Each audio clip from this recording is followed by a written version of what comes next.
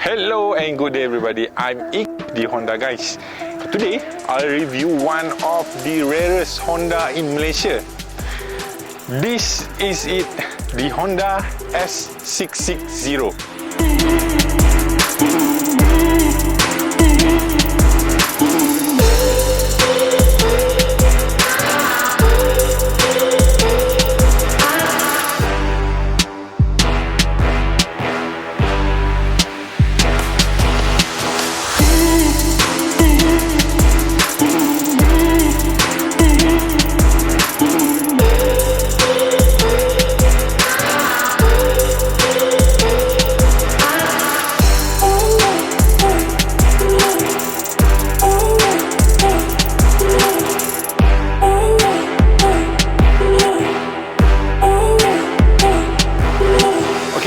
Bit of history about this car. The production started in 2015, and after a good 7 years, the production ended in 2022. The unit that you see here is the recon unit. It's not officially made into Malaysia by Honda Malaysia. The two-seater car are classified under a K car because of its size and the engine capacity. Using the same engine as the N-Box and N1, the S660 only got a capacity around 658cc, come in two variants, turbo and a non-turbo. For the S660, only turbo variant are available. And this 3-cylinder engine produces around 64 horsepower and 104 Nm of torque. And the rate line is limited at 7,700 RPM. And it is a mid-mounted engine. Cool, right?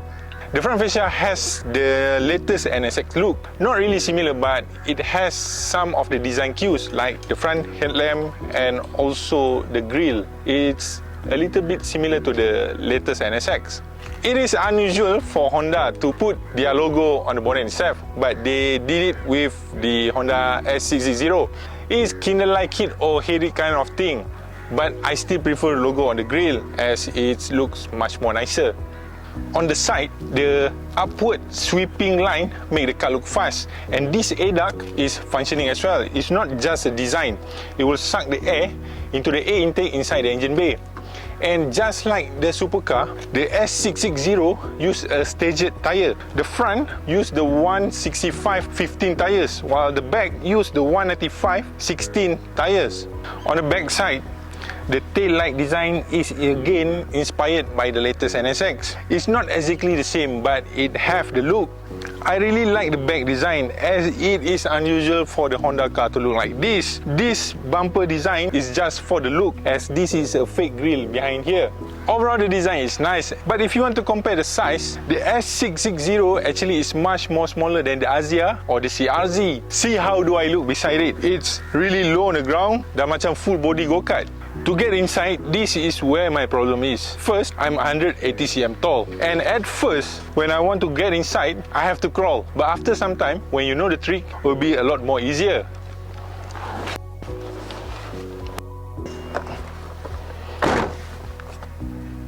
I have to adjust the seat to the furthest to be able to sit comfortably. Yes, I do like the design.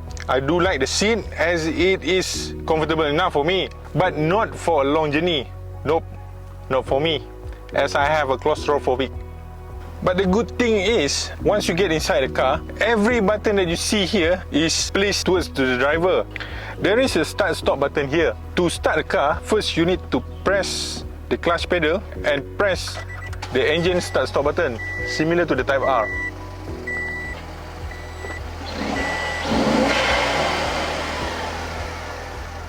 As you guys can expect, nothing much happened inside here, as everything is wrapped with the hard plastic here and there.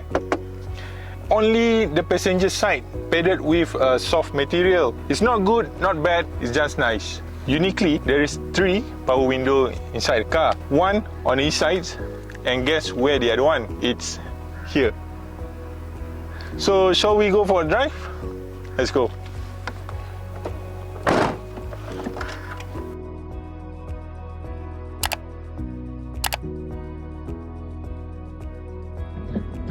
This car actually best enjoyed on the windy road, not on the highway.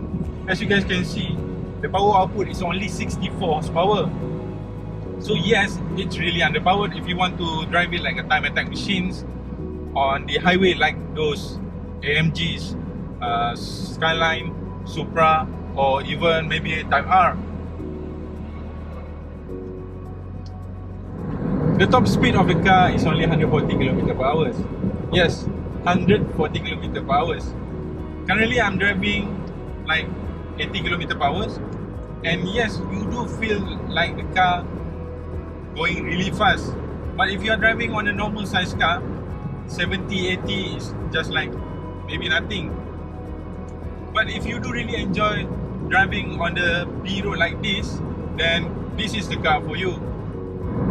The gear shift is short shifting, and the steering is very direct. You just follow your instruction where you want to go.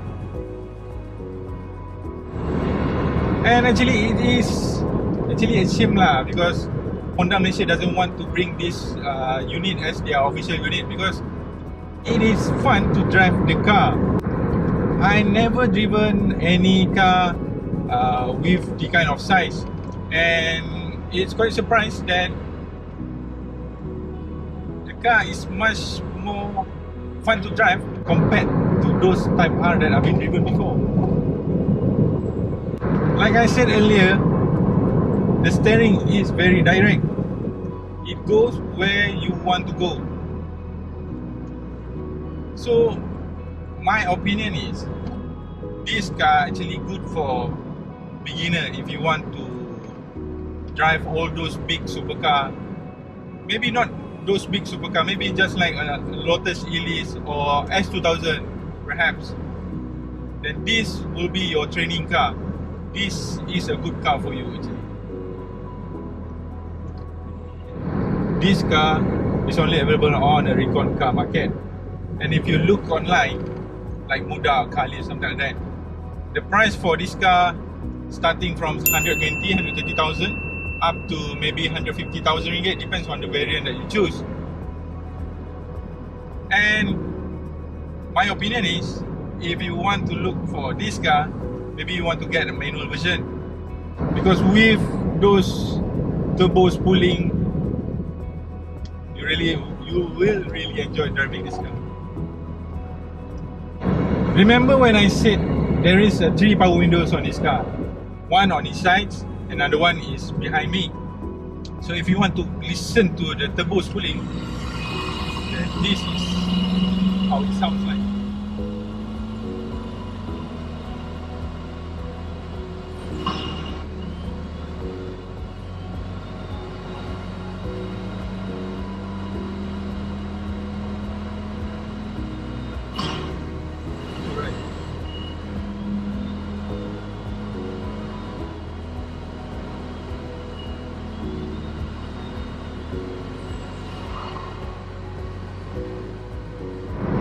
Currently I'm driving with a friend, and she's not scared from the way that I'm driving, but actually I feel confident to drive it fast with this car because it is small, the footprint is really small, and the steering is very direct. It doesn't feel like the rear wheel want to go outside of the car. It just maintained within the car body. So yeah, I feel very confident to drive it fast in this B road.